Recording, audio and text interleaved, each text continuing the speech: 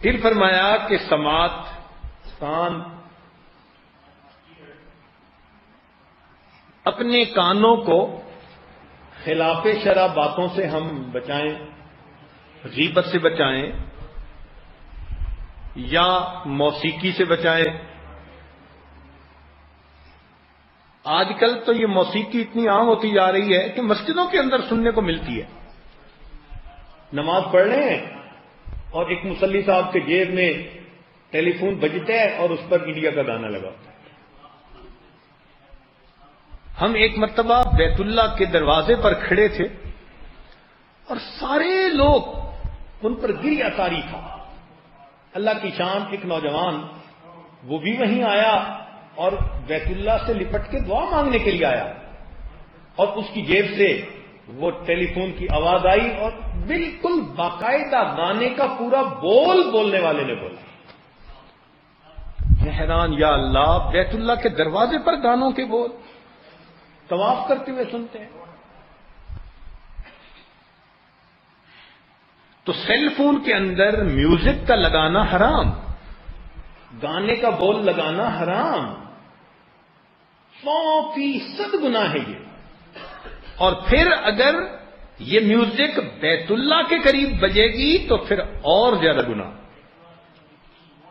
اس کی اور زیادہ سزا ہو جائے گی۔ اس لیے خاص طور پر سیل فون پہ کبھی بھی کوئی ایسی ٹون نہیں لگانی چاہیے جو میوزک کے اندر آتی ہے۔ سمپل ٹیلی فون کی بیل ہے، معروف ہے، سب لوگ پہچانتے ہیں، اسی کو لگائیں اور والیوم اس کا ذرا کنٹرول رکھیں کہ لوگوں کو تکلیف نہ ہو۔ لیکن کفر تو یہ چاہتا ہے نا کہ مسلمانوں کے اندر یہ حرام چیز بڑھتی چلی جائے، اس لیے اس نے جان بوجھ کے یہ ساری چیزیں۔ اور اللہ کی شان دیکھو، بندے کو پتہ بھی نہیں ہوتا، اب کسی نے کال کی تو وہ ہولڈ پہ ہے، تو ہولڈ پہ اس کو گانا سنائی دے رہا ہے، خود بندے کو پتہ ہی نہیں کہ میرے فون پہ کیا ہے اور کیا نہیں، یہ کمپنیاں خود بھر دیتی ہیں۔ چنانچہ ہم نے ایک مرتبہ کسی کو فون کیا تو آگے میوزک، بڑے حیران، یہ تو 5 وقت کا نمازی آدمی ہے۔ اس کو کہا اللہ کے بندے آپ نے فون میں کیوں؟ اس نے کہا جی مجھے تو پتہ ہی نہیں حضرت۔ نہیں پتا تو بھائی پتہ کرو۔ پھر دوسرے نے اس نے فون کیا کہ جی ٹیلی فون کمپنی نے خود بخود اس میں میوزک ڈالی۔ اب بتاؤ، کسی دفتر فون کریں، کسی بندے کو فون کریں، میوزک سننے کو مل رہی ہے، اتنی عام ہوتی جا رہی ہے، یہ شیطانیت اتنی بڑھتی جا رہی ہے۔ اور جو سننے والے ہیں وہ تو کہتے ہیں موسیقی روح کی غذا ہے، یہ عذاب ہے۔ نبی علیہ الصلوۃ والسلام نے فرمایا میں موسیقی کے آلات توڑنے کے لیے دنیا میں مبعوث کیا گیا ہوں۔ چنانچہ نبی علیہ الصلوۃ والسلام نے ایک جگہ کہیں بانسری کی آواز سنی تو آپ صلی اللہ علیہ وسلم نے کانوں میں انگلیاں ڈالی۔ عمر لانوں نے بھی ایک مرتبہ ایسے ہی کیا۔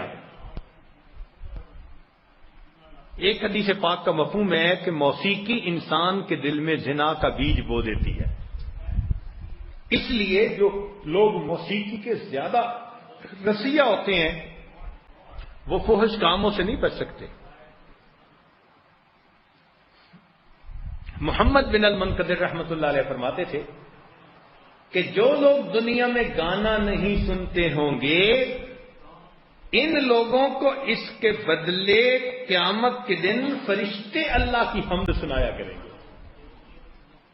کہ یہ دنیا میں گانا نہیں سنتے تھے، فرشتے اللہ کی حمد سنائیں گے۔ سبحان اللہ، جزاء من جنس العمل۔ تو اپنے کانوں کو ایسے، اور آج کل ایک اور نئی مصیبت آ گئی ہے کہ بنانے والوں نے کچھ نعتیہ قسم کے اشعار موسیقی کے ساتھ بنا دیے۔ اللہ اکبر کبیرہ۔ اب عام آدمی سمجھتا ہے میں قوالی سن رہا ہوں، اور وہ قوالی کہاں، وہ تو گانا ہوتا ہے۔ اور رمضان المبارک کے اندر روزے کے ساتھ گھروں میں عورتوں نے قوالی لگائی ہوتی ہے اور موسیقی سن رہی ہیں. اس موسیقی کی قطعاً اجازت نہیں ہے. الفاظ بدل لینے سے موسیقی جائز تھوڑا ہو جائے گی. تو ایسی کوئی بھی چیز جس میں کہ موسیقی ہو اس سے پرہیز فرض ہے.